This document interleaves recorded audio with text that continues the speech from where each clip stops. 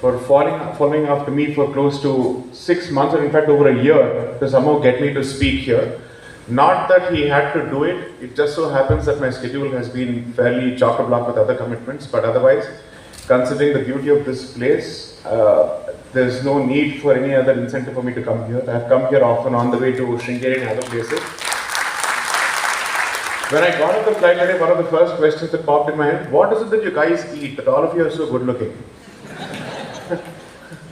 That's a serious question, and I'm really interested in understanding what is the genetics of this place, what makes everyone so good looking, regardless of the gender. And I think this is one of those parts of Bharat which has been blessed with abundance in every possible form, whether it's culture, nature, and people in terms of human resources. So I'm happy to be here. This topic is something I think I've done to death on multiple occasions. So I was thinking, how do I actually present something different here? And how do I make it still relevant to the challenges that we face as a society? So just a bit of a correction based on the introduction, no factual correction. Usually what happens is social media has the tendency to magnify people beyond their actual worth and also glorify them.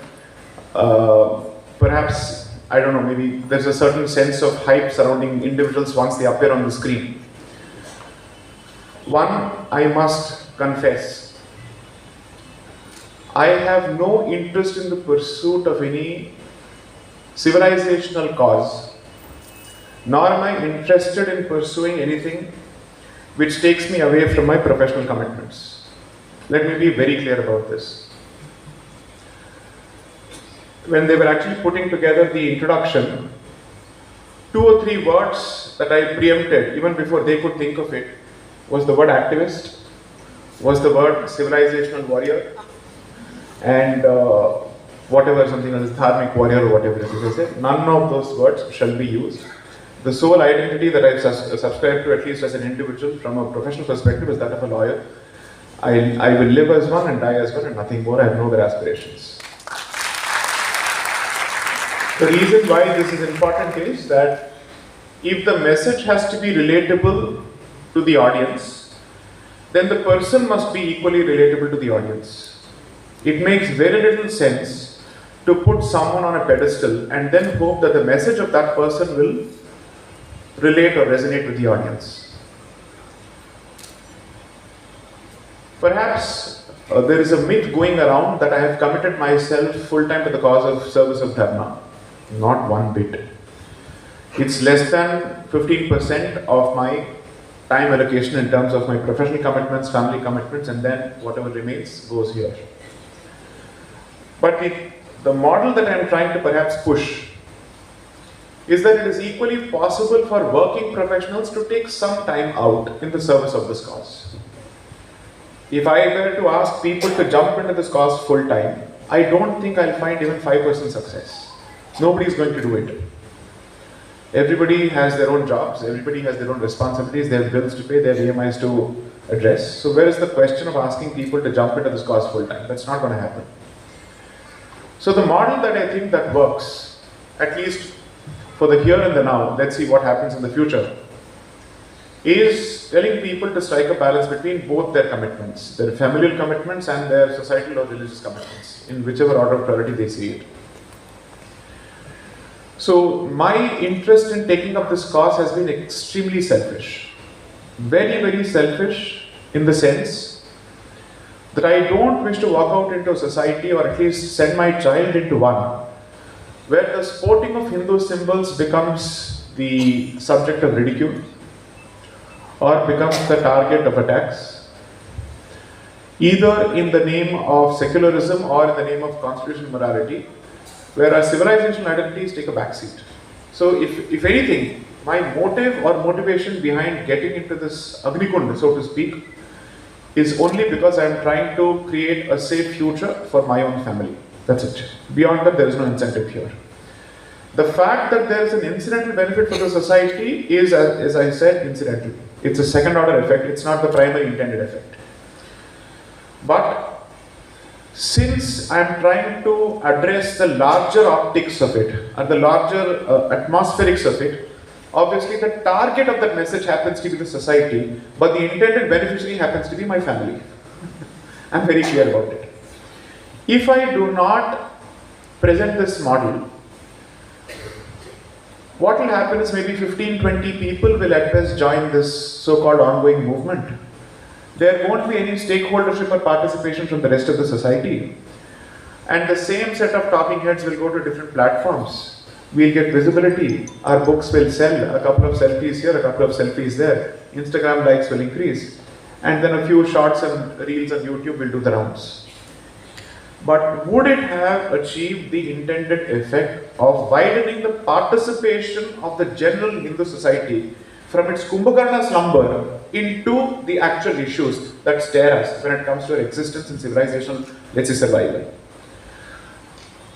I would always say that Hindus have a fairly huge problem of deification and glorification before performance is achieved. They are eager to glorify and celebrate people before they have proved themselves on the angles of actions, on the angles of delivery, on the angles of actual concrete outcomes. So I would request you to not make that mistake, either on the policy front or the cultural front, and especially on the political front. Don't make that mistake. Don't deify and glorify people. Make sure that they deliver the goods that they've been voted for. That would be my single biggest message before I start on this topic. Otherwise, what's going to happen is this will become, and one of the reasons I've taken a step back from public engagements, or even lit fests for that matter, is that the same set of faces are going everywhere. And I don't wish to join those proceedings unless and until I know that it's not just a question of relevance, but a question of impact. It must have an impact and not just a question of individual relevance. So maybe there is a bit of acerbic honesty in this. I would request you to digest it, because I think we are at a certain point in our history where if we don't address these issues with withering honesty, then this din and the noise that is created around individuals will drown the actual challenges that we are beset with. The problems are so large and are so huge that no single individual has the ability to address it on his or her own. It is going to require collective participation. It is going to require collective contribution. And therefore the model, a working model of striking a balance between your professional regular lives and your ability to contribute to dharma as well. Coming to the topic, one of the reasons I've been speaking, writing on the subject extensively is thanks to my own personal experience of trying to project and present certain causes before constitutional fora such as the Supreme Court on subjects and institutions which are close to my heart. So most people don't know as to what I do in terms of practice. Let me just say that so that you know why this transition has happened. I began as an engineer turned lawyer, and my primary area of practice is actually intellectual property law and competition law. Even if I say so myself, I have some degree of expertise over the last 15 years. I've been the advisor to multiple governments on implementation of IP policies. I've also represented Bharat in trade negotiations with the United States. I've done all of that. So why did I make the jump to Constitution at all in the first place? So when I joined law school, Constitution was the actual goal. But you see, Constitution doesn't pay bills. It's a very poor area of practice. It's not exactly a place thriving with a lot of money. And activism had no interest. I come from a lower middle class family. I was very interested in settling my student loans and quickly climbing the social ladder. That was my very clear incentive. So I said, let me spend some time pursuing Lakshmi in the hope that I get to pursue Saraswati after that. And the idea was that I split, let's say, my practice areas in such a way that my money comes from the Delhi High Court and my passion is vetted and satisfied at the Supreme Court on the constitutional front. That's how I have largely divided it. So a lot of times what happens is, as a consequence of all these social media engagements or public engagements, people somehow get the distinct impression that I'm going around asking people to contribute funds to my cause. I don't need money from anyone. I have no interest in soliciting funds whatsoever. You want to contribute to your local Goshala, to your Veda Patashala, for orphanages here, to schools here. Those have been Hindu priorities traditionally, and those should continue to be Hindu priorities for eternity. As far as my own transition is concerned, I'll blend it with the topic so you know why this has been so personal for me. 2016, that is from 2009 to 2016, I was part of a law firm. I rose to become the youngest associate partner in March 2015, by which time I had developed a fair reputation as someone who could argue in court without the need for a senior. By which time my opposing counsels had said, if you were not part of a firm, we'd start engaging you for arguments. So by 2016 is when I decided to quit and go independent. Now, as long as you're part of another outfit, it's very difficult for you to take positions, because the organization will pay the price for your positions. And particularly if they happen to be politically incorrect positions and you're fairly vocal about it, they may or may not agree. But without blaming them for anything, the fact of the matter is I decided to prove myself exclusively on the angles of professional commitments for the first 7 years. People should know me for my professional competence before they know me for my opinions, was my approach to it. Because every Tom, Dick and Harry can have an opinion, so what? Why should people hear you? Why should people pay attention to what you're saying? They will listen to you provided you have done something, you have something to show for. And therefore the strategy, very clear strategy, at least a calculated one, was establish yourself and then you start talking on the subject. So for close to 7 years, I spent my time keeping my mouth shut, keeping my head down, proving myself exclusively as a competent commercial litigator in the Delhi High Court. 2016 June is when I went independent as an independent arguing counsel, which is in the mode of a barrister, wherein you don't interact with the client. Your sole job is to argue in court. You don't file, you don't draft, you just argue. So your clients are other lawyers who want you to argue, and the actual client is the client of that lawyer. So the client is in a relationship with the solicitor, who is the one who prepares the matter. The solicitor engages the barrister to argue in court. So I happen to be in the arguing mode. So that's the practice model that I jumped to, because by then I'd already established a reputation as someone who could fairly argue in court. Around that time, the Sabarimala case was raging before a 3-judge bench. And the 3-judge bench was asking itself whether this matter is serious enough for it to be referred to a 5-judge bench. And therefore arguments were going on, I think, between October 2016 and February 2017 before the 3-judge bench. There was one organization called People for Dharma, which was looking for lawyers who could take up their cause pro bono. Now, they didn't have access to me, I didn't have access to them. Neither of us knew of the other's existence. Someone on social media, later that person met me and revealed his identity, put out a message to them, a public tweet in fact, that if you're looking for someone who will fight this cause passionately, regardless of any commercial incentive, go to this guy because he's serious about these things. Now, I don't know how that person had read this about me from a distance, but that's how they said it. That's how the opportunity landed on my table. And when the opportunity landed on my table, I realized, with growing awareness and concern, that Bharat had achieved a certain unfortunate stage where all the institutions that inform its identity and civilization will now have to prove their worth before constitutional courts as to how their practices are constitutional. Religious practices and traditions that have survived and that have existed for thousands of years will now be tested on the annals of the Constitution in front of an Anglophone audience. And traditional practices will now have to be conveyed and packaged in English for them to understand whether it is constitutional or not. Now remember, all these people, just like us, at least most of us, are people who have gone through an English education system. With or without any traditional exposure to our customs and traditions. Or even if there is exposure, there is a decent chance that they look down upon those traditions. So this is not a primary audience of children in schools, it's not a secondary audience of people in colleges, it's a tertiary audience with a lived experience of constantly having looked down upon their culture for 30 years or 40 years. And you're trying to convince them in a span of a week or so that this practice is not misogynistic, that this practice is perfectly valid. Ask yourself a simple question. Somebody brings their life experience to their jobs, and you're hoping to argue against their life experience and their worldview in a span of a few hours, trying to convince them as to why this practice must continue.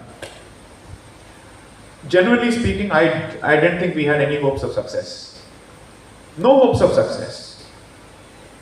You can't even convince children today of your customs. How can you hope to convince adults with set egos and set patterns of thinking who occupy those positions which obviously give them a certain degree of importance? There is no incentive for them to be convinced otherwise, to be persuaded otherwise.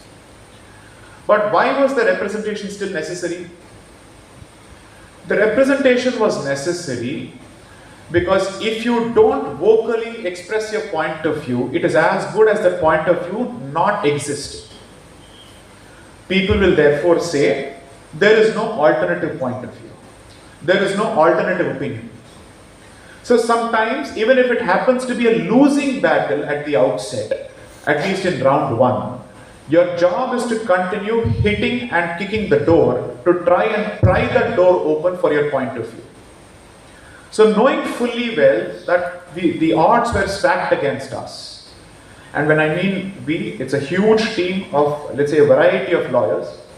Perhaps I was the youngest to argue in that particular matter. Everyone put their best foot forward. If you had legends like Mr. Satish Parasaran, including Dr. Singhvi was arguing from this side for God's sakes. Dr. Singhvi argued for the Travancore Devaswam board, defending the tradition on behalf of the temple in defense of the practice. A host of voices, some of the most stellar voices produced by the Indian legal fraternity, did argue from this side and still managed to come out only with a 4-1 verdict, one opinion in your favor, 4 against you. And the one person to deliver a verdict in your favor happened to be a lady in the cause which is supposed to be about women. The dissenting opinion in favor of the tradition came from a lady. And the men were saviors of women in that cause. This is unfortunately how contemporary feminism works, where men become more feminist than women themselves. And in the process, what happened was, there was a moment of churn created. Allow me to say this, everything that has happened since 2018, especially since the birth of the Sabarimala movement, has only led to a rising Hindu consciousness. Before 2018, not many people had heard the words Naishthika Brahmacharya. People in the north of India, several parts of that country had no knowledge of this particular temple, despite Russians, Argentinians and Brazilians coming to this temple with proper Diksha. Any number of videos put out by foreigners basically saying, we understand this, why can't you Hindus and Indians understand it? That was the extent of the problem. But sometimes I think these challenges are moments of learning and moments of churn, because they pry open the conversation from a confined box, and the entire Pandora's box is opened. Gender, jati, temple, everything comes out. And then people start thinking, okay, what do we actually know about this particular subject for us to have such strong opinions on?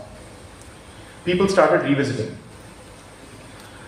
From there, in 2018, when the first negative verdict came out, so many people who had written off Keralites and Malayalis as communists who were irredeemable and incorrigible, the women of Kerala took out processions in defense of the temple, thereby establishing that political choices and religious beliefs need not necessarily coincide. They could be different. And that possibility was out for people to see. So the educated women of the most literate state of the country came out on the streets protesting against a verdict which was apparently meant to liberate women in defense of a practice that was apparently misogynistic. Look at the irony of it. And they said, we know this practice better than you think we do. You don't need to come and save us. We can defend ourselves. There are better things for you to defend us against, not this. If at all you would really wish to intervene and protect us, there are other serious issues. This is luxury litigation. People who are actually jobless or whose only job is to take pot shots at Hindu institutions are the ones who are behind it. And who constantly think that Hindu institutions must be in a perpetual mode of reform and everything that they know and practice for the last 1,000 years must be junked and discarded. That seems to be the motive behind it. So it was a moment of learning because it opened my eyes to how little I knew about an institution of which I thought I knew some. What is the meaning of this practice? How is it supposed to be observed? All the myths associated with the Sabarimala Diksha I had to unlearn. And I was put in touch with a brilliant set of people who were vastly more qualified than I am and I was, or I will be ever, on the subject of Dharma, who decided to download all their knowledge upon me, giving me the opportunity to present this before a court of law. Perhaps what I'm trying to do is to say that it was not a solo act. I just happened to be a glorified articulator and messenger of their opinions and their points of view before the highest forum of the land. And the credit must go to all those people who were behind the scenes. I also walked away with the glory partly because of social media representation, and the fact of the matter is a lot of Ayyappa Diksha, Bhaktas, withstood lathi blows on the ground. I didn't have to face a single lathi blow. Right? 2, my star argument of the deity's rights came from a boy younger than I and a non-lawyer. His name is Tarun Daga. He was part of the team. He basically said, if women have rights, doesn't the deity have rights? That was the seed of the argument. And I then thought about it. So the strength of a lawyer need not be that he is the origin of an idea. He must just be open to ideas, and then he must know how to build an argument out of it and to develop that argument further. That's what happened. From there I went to the next experience, which was the Padmanabha Swami temple case, where I happened to represent the chief tantri of the temple. And then I realized what kind of a relationship did princely states of Bharat have with their deities. Mysore, Chamundeshwari, Jagannath, therefore the Gajapati of Odisha, Mewar, Eklingji, then Cochin, I think Purnatraisha. So every princely state seems to have its own deity, and every princely family, when it negotiated its accession with the Indian state, primarily was saying, take everything else away, but leave our rights with respect to our deities intact. Because this is our hereditary institution. If you break this relationship, there will be real consequences for us. The fear of karmic consequences was very, very real for them. And so if you go through the negotiations, I think the right-hand man of Vallabhbhai Patel, who wrote a book on the integration of states and who released the white paper on how integration must happen, captures it brilliantly as to how these parties negotiated with the Indian state. And then I said, okay, if 90% of the princely states were Hindu princely states, and the basis of the partition was a division between Hindu princely states and Muslim princely states, how did Hindu princely states come together to come out with a non-Hindu Bharat? How is that possible? So each of the parts have very clear religious allegiance. But apparently the unit that they form is a secular unit which has no religious identity at all. Is this what they negotiated for? How does this even work? That explains the absence of the word secularism partly in the original constitution. Because they were all participants and stakeholders to how the constitution will be framed, because it would have a bearing on their surviving rights after the accession, including the religious rights. How do you call this a secular constitution if it has a specific provision for protection of the cow? if it has a specific article, Article 295A, under which the Union of India from the Consolidated Fund of India continues to pay an annual rent to the Padmanabha Swami temple for the lands that it is taken from the temple. So temple payment is made out from an apparently secular constitution. How do you explain this? Which is why I believe it's important for us to understand the entry of secularism into the Indian constitution very, very clearly. For all practical purposes, it was pushed and forced into the draft, or rather into the body of the document, only during the emergency. So those who wish to bat for the constitution and its integrity and whatnot have a lot to answer for, because this concept and this principle was inserted in the constitution during the most unconstitutional period of Bharat, when, for all practical purposes, all checks and balances were in a state of animated suspension. So how do you then constantly bat for secularism? That is a question of fact, that is a question of history that needs a very clear answer. Even the most hardcore of Hindu voices somehow are wedded to the concept of secularism without realizing what its origins are and its devastating, catastrophic effect on the civilization as a whole. Now, how do we understand secularism in Bharat? It says, the state has no religious identity. The state shall maintain an equidistance from all religions and all faiths. And the state shall never use its funds, which are supposed to be secular funds, for the promotion of any particular faith or any institution of any particular faith. In your lived experience, has Bharat done any of these? The answer is a no. So either the definition of secularism in this country is a khichdi, or we are fundamentally a hypocritical state. These are only two possible conclusions that I can come up with.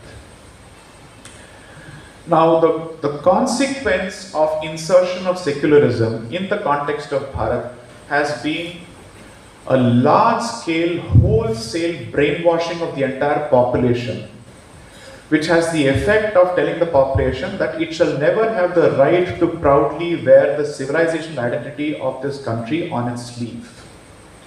I've said this before, I'll say it again. Secularism is a political evangelical tool whose job is to sever your roots between you and your past, as a state, as a society, as a country. What they will do is that it's a river called secularism. They'll take you to that river, ask you to dunk in that river, and then your baptism is done. And thanks to the baptism, you're now secular Hindus. Morons were oxymorons, or oxymorons were morons. So, according to me, secularism is that particular water body to which we are all taken to convert and come out with a lens which is completely brainwashed. What is the origin of this word? What is the origin of this concept? I've written about this, but before me, stalwarts have written about this extensively. So whatever they've written, I'll just summarize it in 15 minutes so that you have a clear picture.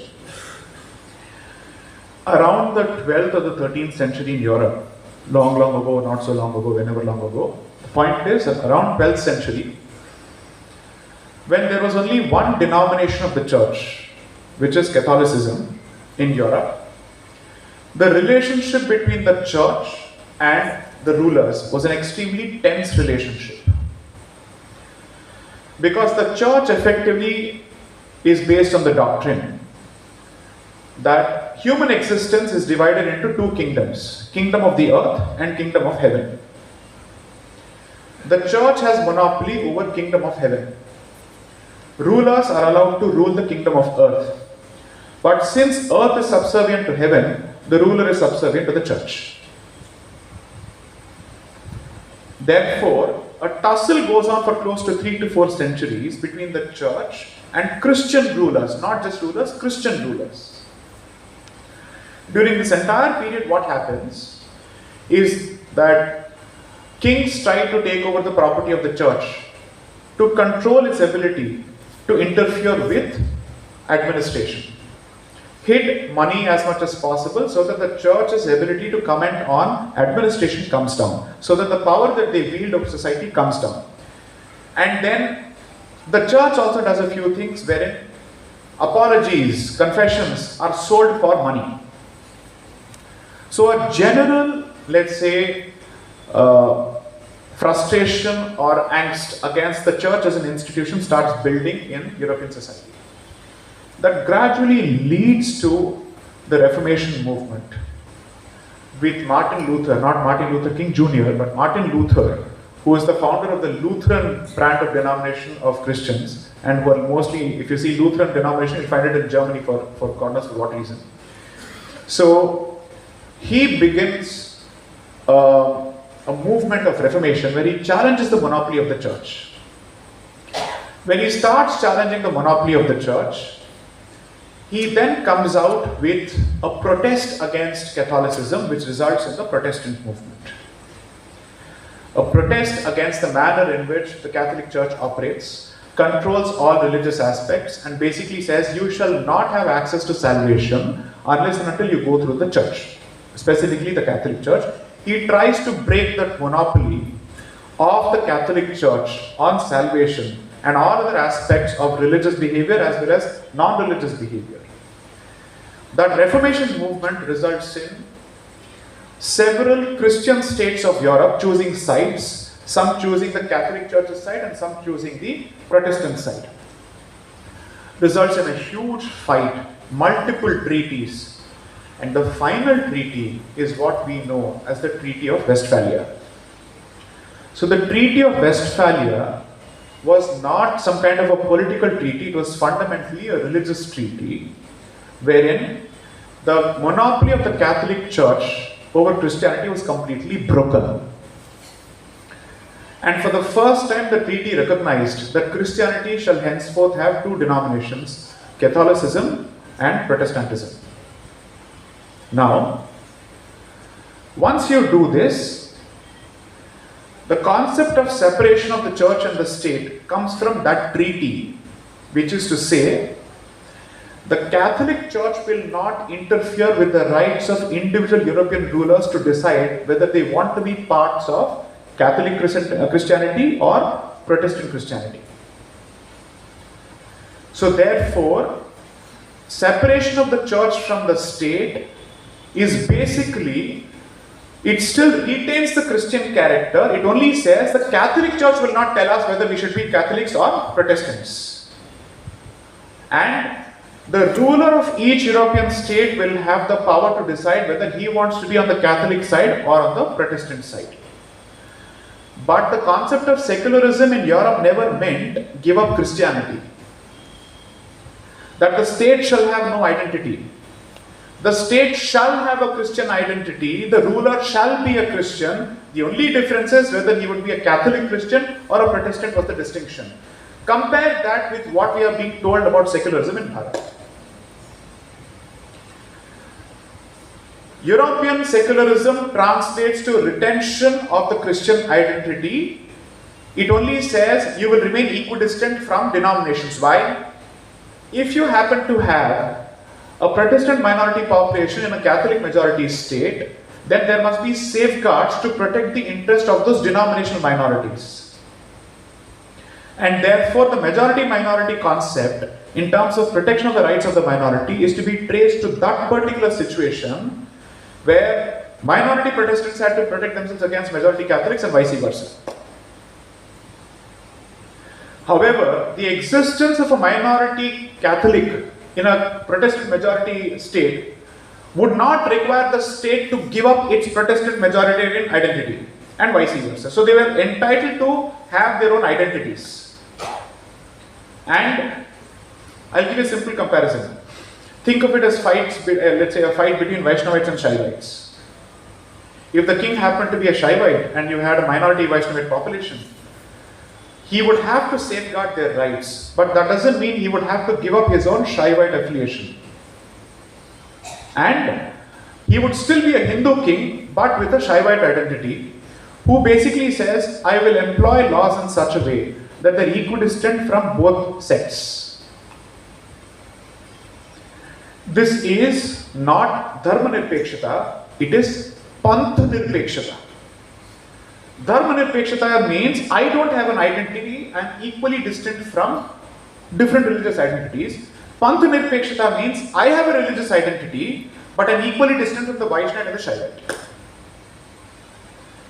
Secularism, when exported to Bharat, like every other European export to colonized societies, was meant to divide the society and to prepare it for ultimate conversion.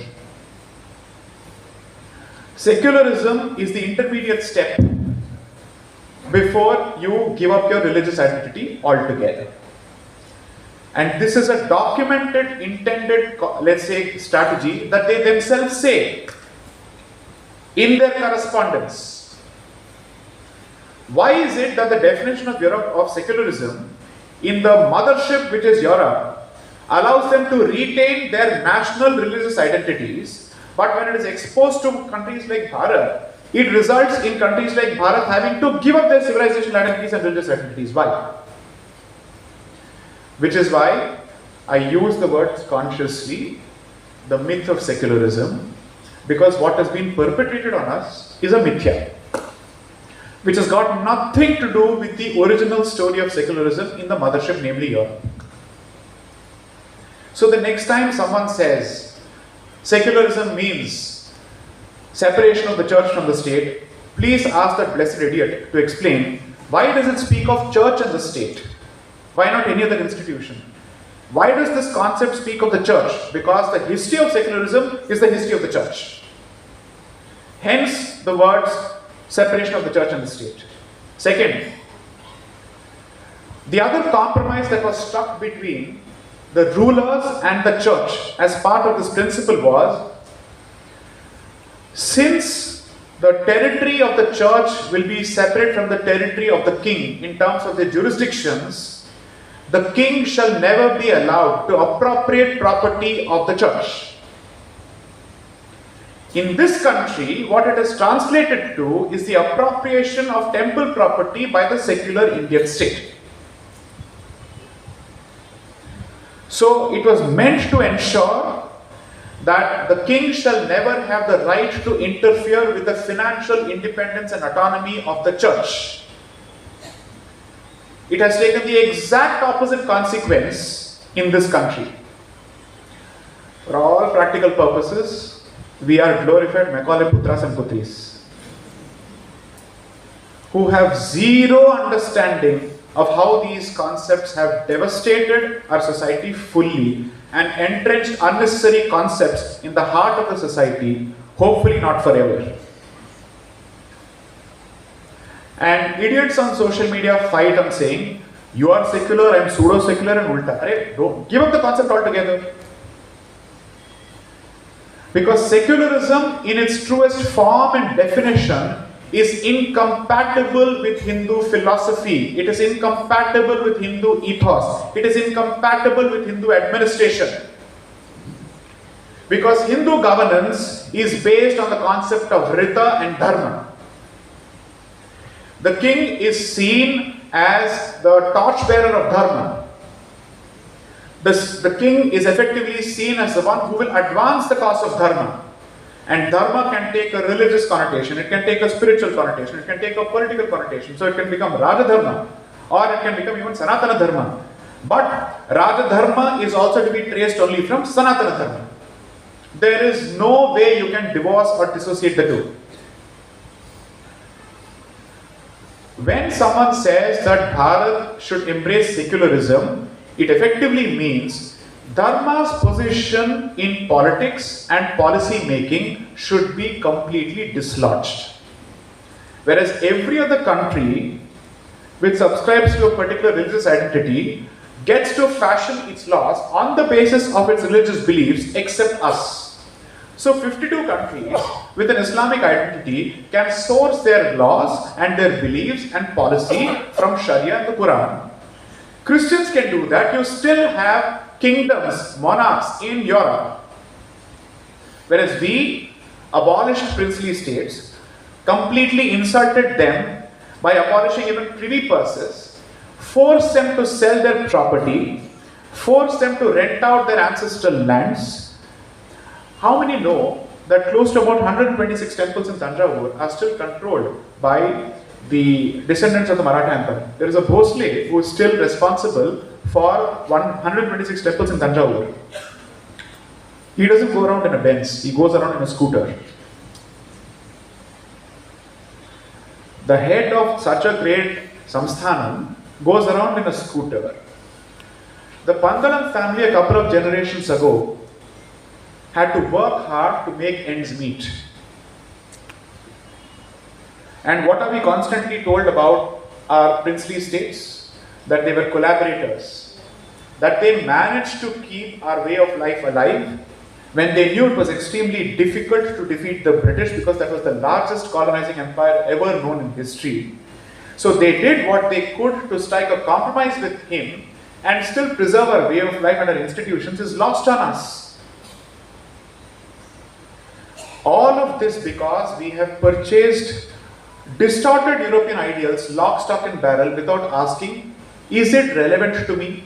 Does it apply to me? What are its consequences for my identity? That's the fundamental question we should have asked. The unfortunate reality today is that even those institutions and organizations which are supposedly guardians of Hindutva and Hindu Dharma also swear by the very same devastating concepts without changing the definition or without asking whether it is applicable remotely or not. With no intention to embarrass anyone, my only suggestion is, when it comes to some of these issues, try not to get sucked into the social media battles of BJP versus Congress. Think for yourself. Because it's such a non-productive, useless conversation. Because it sets such a low bar for the conversation with no original thought possible. Because both sides agree on certain issues. They may only point out each other's hypocrisy, whereas I am basically saying we should not be accepting certain rules of the game which have been taken for granted. Instead of asking who is more secular, we should start asking why secular. Let's have an open debate on the subject. Why secular? What is its impact? And it extends to a host of other values. I am not here trying to take pot shots at any organization. I am only trying to say, since you have taken the interest and the initiative to attend a lecture on such a boring topic, I am assuming that you are open to slightly more different points of view than the standard Congress versus BJP trope. Because I am sick and tired of it. I am done with it. It is way past the sell-by date. We are consuming expired goods, which can lead to nothing good. So focus on three things.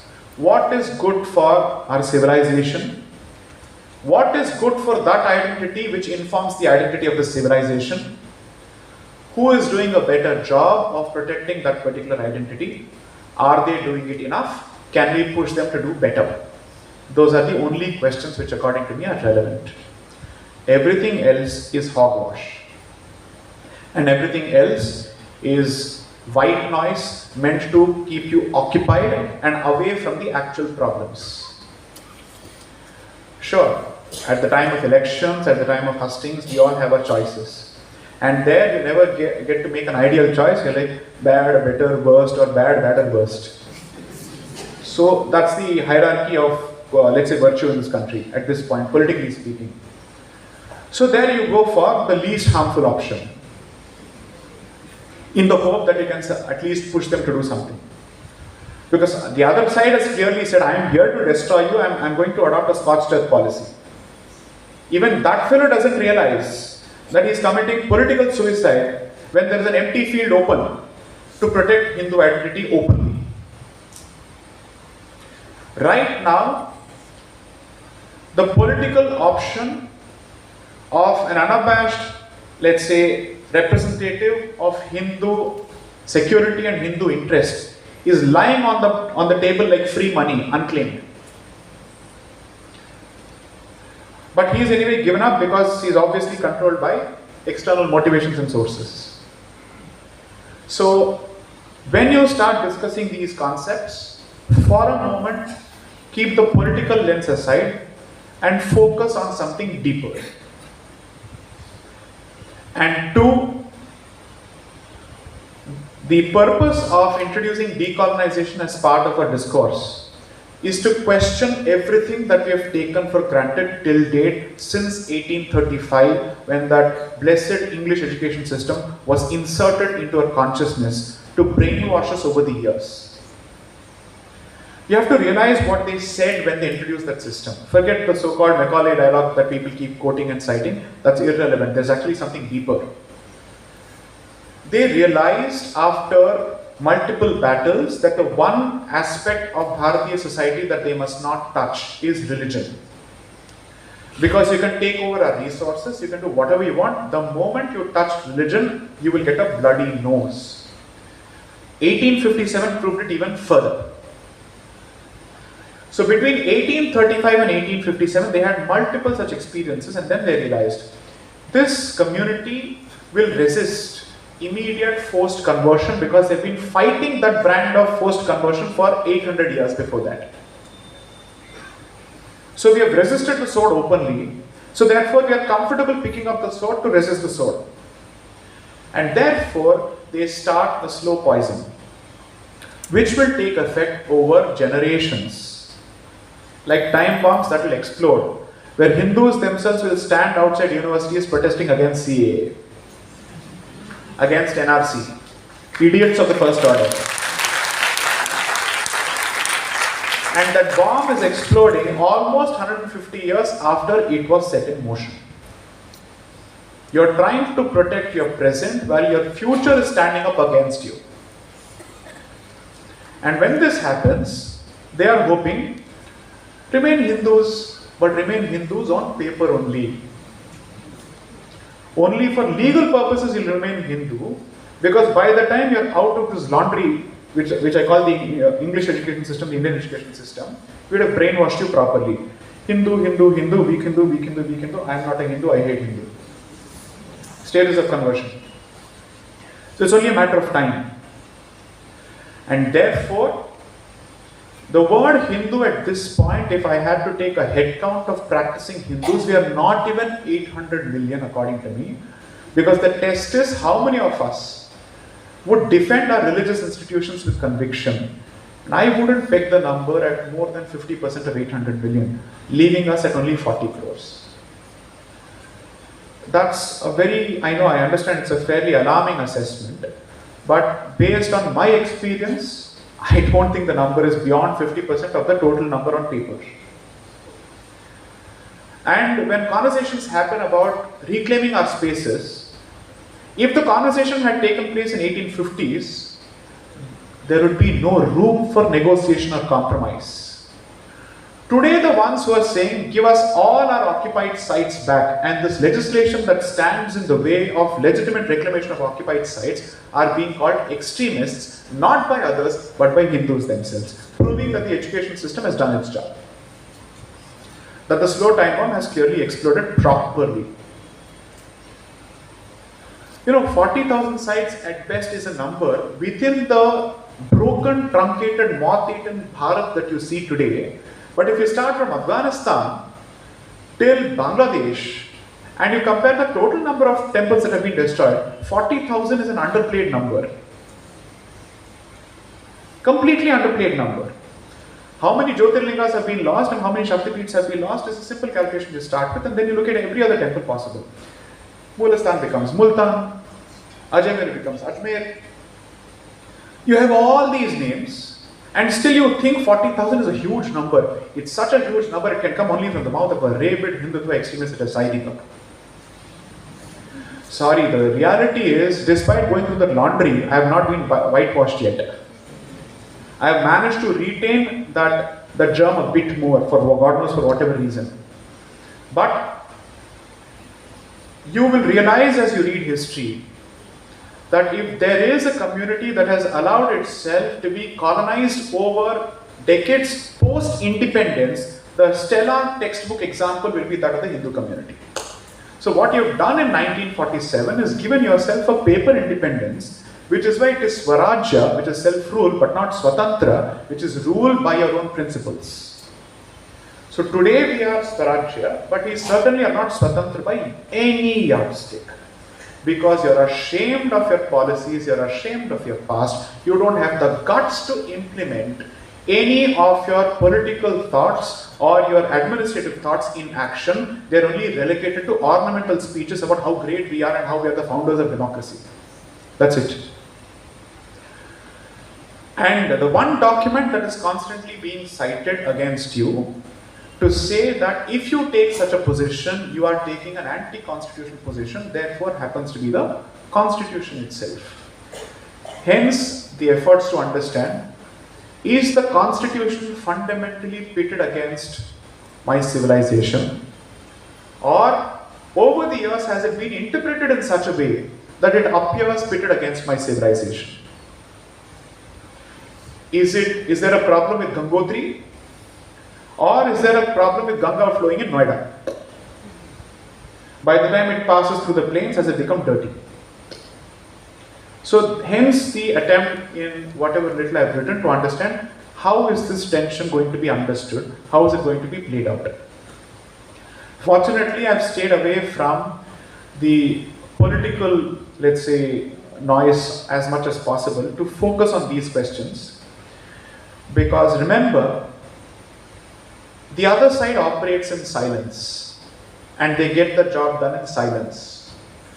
We believe in making a lot of political noise without undertaking policy changes. Politics is temporary, policy is long term. If you believe that civilization is long term, your investment therefore has to be in policy. And therefore the horse behind which the cart is placed has to be policy, and politics must be a driver of that particular policy. We actually place the cart before the horse. We will celebrate every municipal election. We will celebrate every panchayat election without asking, has it changed the status quo on education? Has it changed the status quo on our own children rebelling against our culture? Has it changed a situation where beef consumption becomes normalized across parts of the country? When generations of our ancestors fought to prevent it. And today you have a situation where you have an advertisement with a couple walking into a restaurant where beef consumption is shown with Tyagaraja Kriti being played in the background. Imagine if this could have happened 150 years ago. That is the story of so-called Hindu resistance and how we are an independent society.